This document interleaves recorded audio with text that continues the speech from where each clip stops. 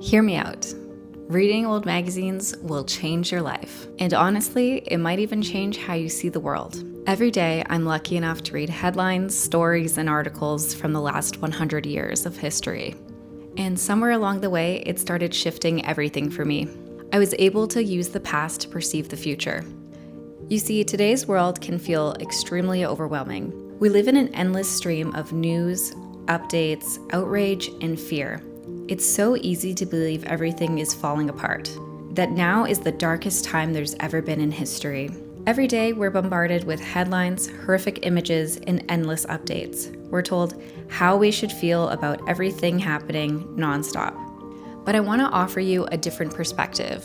A hot take, so to speak. My job is a little unusual. I spend my days sifting through old magazines from the last 100 years. I often live in the past more often than I do the current world. To me, consuming old magazines and films is the closest thing we have to time traveling.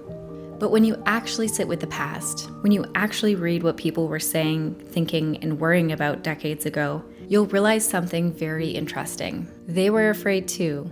They were overwhelmed as well, and they believed the world was ending. Every era has its crises, its fears, its tragedies. But reading these old magazines made me realize it's not that things are suddenly worse. It's that we're more connected to every single bad thing all the time. And here's the part that changed me the most. Mixed in with this fear gave me a lot of hope.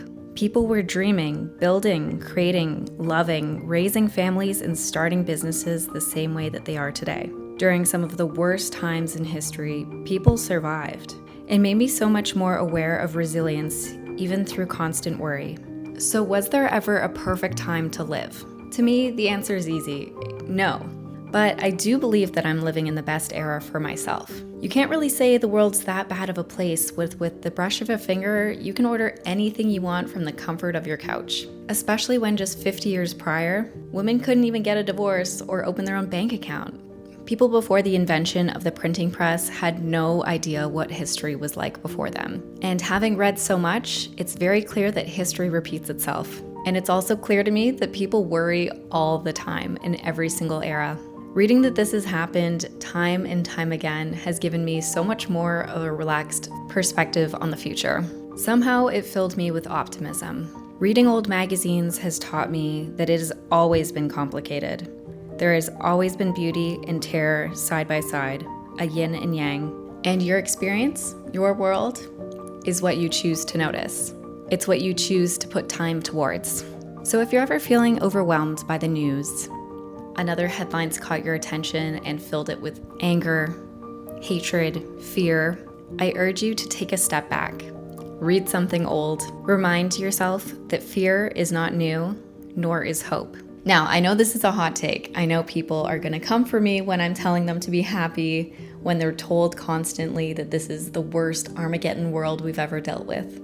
And I urge you to take a step back and try to fight with me against that narrative. The world isn't so bad. And that's what old magazines have taught me. But if you actually follow this message or are interested in what I'm talking about, I would love to hear what you've learned from reading old magazines. It's definitely changed my world, and I hope it changes yours as well.